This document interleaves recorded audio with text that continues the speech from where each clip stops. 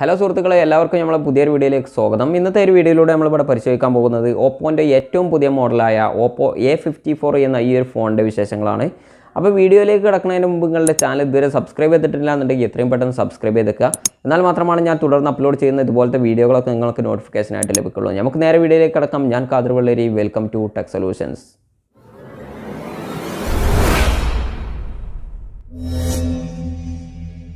സുഹൃത്തുക്കളെ, ഞാനിവിടെ Oppo A54 ഇവിടെ അൺബോക്സ് ചെയ്യാൻ എടുത്തിരിക്കുകയാണ്.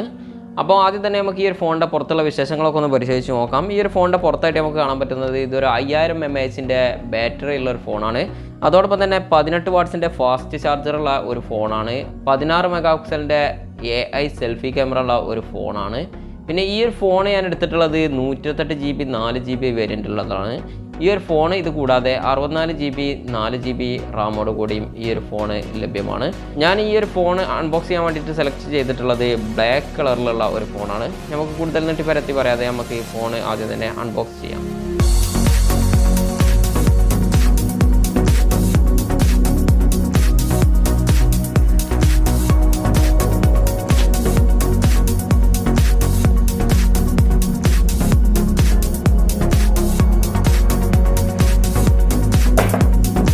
അപ്പോൾ നമുക്ക് ആദ്യം തന്നെ ഇവിടെ കാണാൻ പറ്റുന്നത് ഒരു വെൽക്കം പാക്കാണ്. ആദ്യം തന്നെ നമുക്ക് ഈ ഒരു വെൽക്കം പാക്കിൽ എന്തൊക്കെയുണ്ട് എന്നുള്ളതൊക്കെ ഒന്ന് പരിശോധിച്ച് നോക്കാം.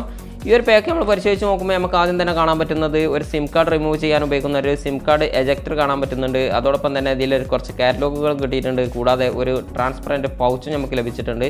വളരെ സ്മൂത്ത് ആയിട്ടുള്ള ഒരു ട്രാൻസ്പെറൻറ്റ് പൗച്ചാണിത്. അടുത്തതായിട്ട് നമുക്ക് ഫോൺ ഈ ഒരു സൈഡിലേക്ക് വെക്കാം. അത് കൂടാതെ നമുക്ക് ബോക്സിനകത്ത് എന്തൊക്കെ ഉണ്ട് എന്നുള്ളത് പരിശോധിച്ച് നോക്കാം.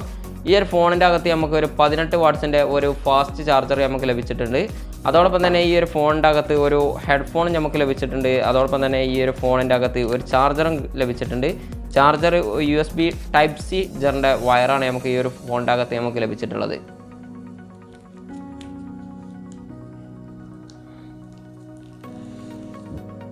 ഈ ഒരു ഫോണിൻ്റെ ഡിസൈനിങ്ങിനെ പറ്റി പറയുകയാണെന്നുണ്ടെങ്കിൽ നമ്മൾ ഈ ഒരു ചാനലിൽ ഓൾറെഡി അൺബോക്സ് ചെയ്ത് കാണിച്ച ഓപ്പോ A94 എന്നൊരു ഫോണുണ്ട്. ആ ഫോണിൻ്റെ അതേ ഒരു ഡിസൈനിങ് ആണ് ഈ ഒരു ഫോണിൻ്റെ ബാക്ക് സൈഡിലെ ക്യാമറയൊക്കെ ഡിസൈൻ ചെയ്തതായിട്ട് നമുക്ക് കാണാൻ പറ്റുന്നത്.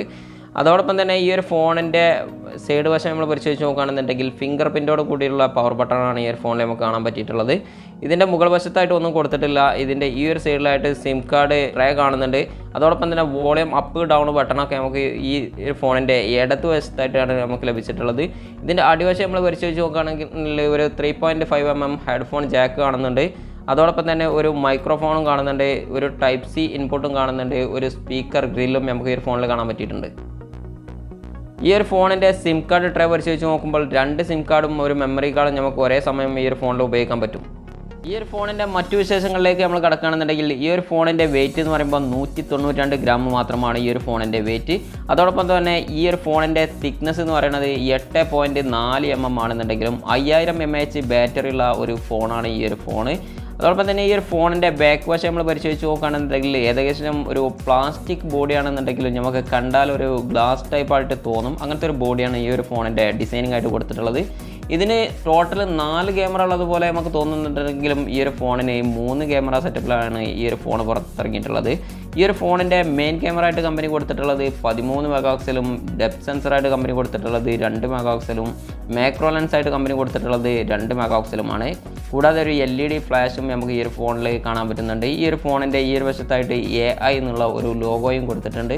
നമുക്ക് പെട്ടെന്ന് നോക്കുമ്പോൾ ഒരു 4 ക്യാമറ ഉള്ളതുപോലെ തോന്നുന്നുണ്ടെങ്കിലും ഈ ഒരു ഫോണ് 3 ക്യാമറ ഉള്ള ഒരു ഫോണാണ്.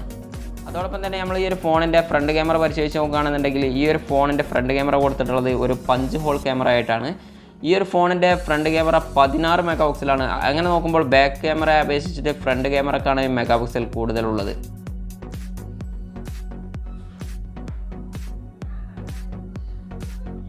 ഈ ഒരു ഫോണിൻ്റെ പ്രൈസ് എന്ന് പറയുമ്പോൾ ഏകദേശം 13,500 രൂപയാണ് ഈ ഒരു ഫോണിൻ്റെ പ്രൈസ്. ഞാൻ ഈ ഒരു ഫോൺ അൺബോക്സ് ചെയ്യുന്നത് ഒമാനിൽ നിന്നാണ്. ഏകദേശം 80 റിയാലാണ് ഒമാനിലെ ഈ ഒരു ഫോണിൻ്റെ പ്രൈസ്. ഈ ഒരു ഫോൺ ലോഞ്ച് ആയിട്ടുള്ളത് ആൻഡ്രോയിഡ് 10-ലും അതോടൊപ്പം തന്നെ ഇതിൻ്റെ UI ആയിട്ട് കൊടുത്തിട്ടുള്ളത് ColorOS 7.2 MediaTekൻ്റെ Helio P35 എന്ന പ്രൊസസ്സറാണ് ഈ ഒരു ഫോണിൽ കമ്പനി ഉൾപ്പെടുത്തിയിട്ടുള്ളത്. ഈ ഒരു പ്രൊസസ്സർ ഉൾപ്പെടുത്തിയിട്ടുള്ള ഏറ്റവും വില കൂടിയ ഒരു ഫോൺ തന്നെയാണ് ഈ ഒരു ഫോൺ എന്ന് പറയാം. കാരണം ഈ ഒരു പ്രൊസസ്സർ ഉപയോഗിച്ചിട്ടുള്ള A31 ആയിരുന്നു നിലവിൽ ഏറ്റവും വില കൂടിയിട്ടുള്ള ഒരു ഫോൺ. അതിനെ അപേക്ഷിച്ച് നോക്കുമ്പോൾ അതിലേറെ വില കൂടിയ ഒരു ഫോണാണ് ഈ ഒരു ഫോൺ. അപ്പം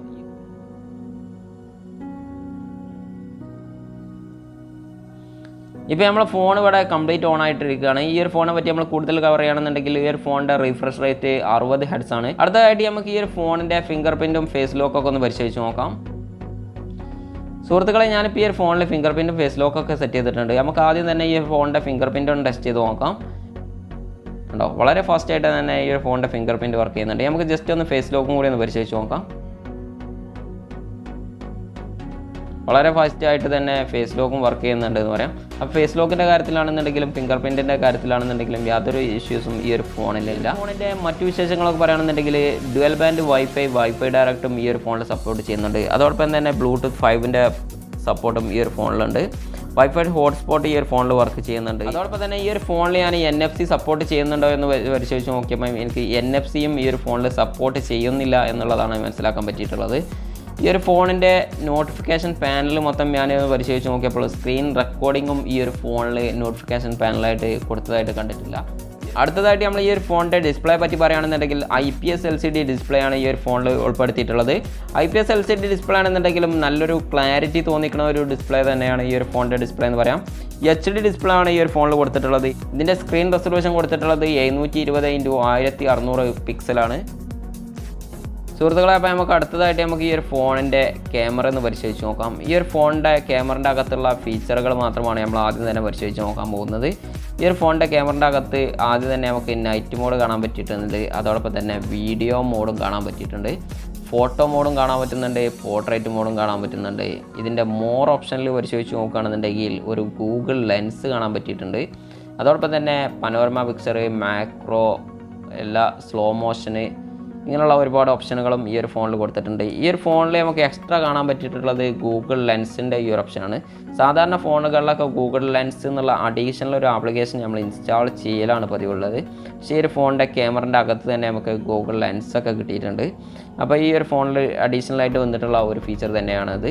പിന്നെ നമുക്ക് ഈ ഒരു ഫോണിൽ എടുത്തിട്ടുള്ള വീഡിയോസ് നമുക്ക് ഇതിൻ്റെ ബാക്കിലായിട്ട് കാണാൻ പറ്റും. അതോടൊപ്പം തന്നെ ഈ ഒരു ഫോണിൽ എടുത്തിട്ടുള്ള കുറച്ച് ഫോട്ടോസും ഞാൻ ഈ ഒരു വീഡിയോയിൽ തന്നെ ഉൾപ്പെടുത്തുന്നുണ്ട്. ഇപ്പം നിങ്ങൾ കണ്ടുകൊണ്ടിരിക്കുന്നത് ഈ ഒരു ഫോണിൻ്റെ ഫ്രണ്ട് ക്യാമറയിൽ ഞാൻ എടുത്തിട്ടുള്ള ഒരു വീഡിയോ ആണ്. ഈ ഒരു ഫോണിൻ്റെ ഫ്രണ്ട് ക്യാമറയുടെ ക്ലാരിറ്റി നിങ്ങൾക്ക് നേരിട്ട് മനസ്സിലാക്കാൻ വേണ്ടിയിട്ടാണ് ഞാൻ ഈ ഒരു വീഡിയോ ഇങ്ങനെ തന്നെ എടുത്തിട്ടുള്ളത്. അപ്പോൾ ഈ ഒരു ഫോണിൻ്റെ ഫ്രണ്ട് ക്യാമറയുടെ ക്ലാരിറ്റിയും അതുപോലെ തന്നെ ഈ ഫോണിൻ്റെ ഫ്രണ്ട് ക്യാമറയുടെ സ്റ്റെബിലൈസേഷനൊക്കെ നിങ്ങൾക്ക് ഈ ഒരു വീഡിയോ കണ്ട് തന്നെ മനസ്സിലാക്കാൻ പറ്റുന്നതാണ്.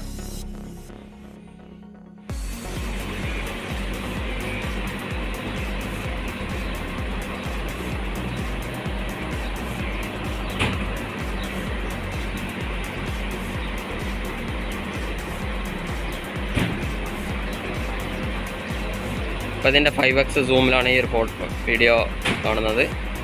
ഇതിൻ്റെ നോർമൽ മോഡലാണ് ഈ കാണുന്നത്. ഇപ്പോൾ കാണുന്നത് ഇതിൻ്റെ നോർമൽ മോഡലാണ്.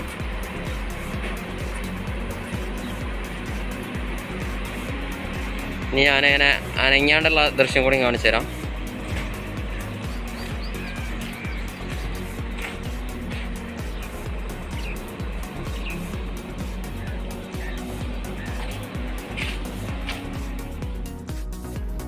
ഈ ഫോണിലെടുത്ത കുറച്ച് ഫോട്ടോസാണ് നിങ്ങളിപ്പോൾ സ്ക്രീനിൽ കണ്ടുകൊണ്ടിരിക്കുന്നത്.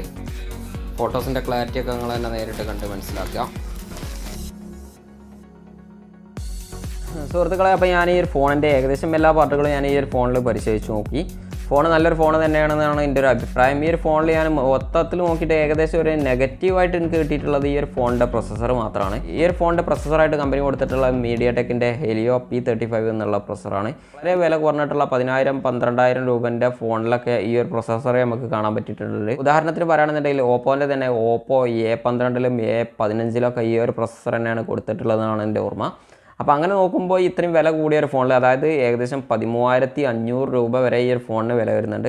അങ്ങനത്തെ ഒരു ഫോണിൽ കുറച്ചും കൂടി നല്ലൊരു പ്രൊസസ്സർ കൊടുക്കേണ്ടിയിരുന്നു എന്നുള്ളൊരു അഭിപ്രായം എനിക്കുണ്ട്. മറ്റു കാര്യങ്ങളൊക്കെ പരിശോധിച്ച് നോക്കുകയാണെന്നുണ്ടെങ്കിൽ ഈ ഒരു ഫോണിൻ്റെ ക്യാമറ ആണെന്നുണ്ടെങ്കിൽ ഈ കാര്യങ്ങൾ ഫിംഗർ പ്രിൻറ്റ്, ഫേസ് ലോക്ക് ഇതുപോലുള്ള, അതോടൊപ്പം തന്നെ ഈ ഒരു ഫോണിൻ്റെ പെർഫോമൻസ്, നമ്മൾ റിഫ്രഷ് റേറ്റ് കാര്യങ്ങളൊക്കെ നോക്കുകയാണെന്നുണ്ടെങ്കിൽ വളരെ നല്ലൊരു ഫോൺ തന്നെയാണെന്നാണ് മൊത്തത്തിൽ നോക്കിയിട്ടുള്ള ഒരു അഭിപ്രായം. നമുക്ക് മറ്റൊരു വീഡിയോയുമായിട്ട് വീണ്ടും കാണാം. അതുവരേക്കും ഗുഡ് ബൈ.